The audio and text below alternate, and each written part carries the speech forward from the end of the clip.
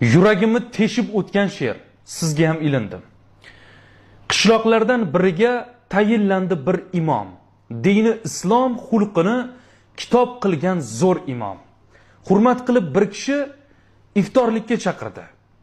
Imom yigit Qur'onni juda go'zal o'qirdi.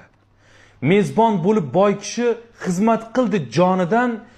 Imom ketgach taajjub pul yo'qoldi xonadan. O'sha paytda imomdan boshqa kimsa yo'q edi. Tokchada turgan puldan ko'ngillari to'q edi. Katta pulni yo'qotib xotin qildi nola, lek imomga aytishga qildilar istihola. Yil aylanib ro'zada chaqirdilar mehmonga, yana iftorga keldi shu imom xonadonga.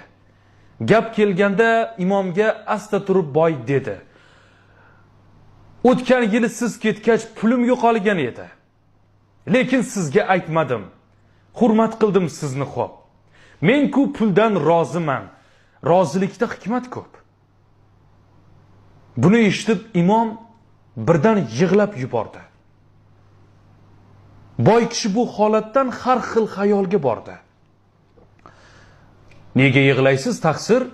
Aytdim-ku roziman deb. Lekin bunday yig'lamang. Bu hol sizga emas ep." Imom o'rnidan turib tokchaga qo'lni soldi. Qur'on kitob ostidan bir dasta pulni oldi. Dedi: "Shu kun shaboda uchirgandi pullarni. Qur'on ostiga qo'ydim terib olib ularni. Yig'lamog'im sababi siz Qur'ondan bexabar bir yil qo'lga kitobni ushlamabsiz, birodar. Alqissa kim tokchada qolib ketsa Qur'onlar, ko'ngillarni egallar, turfa yomon gumonlar."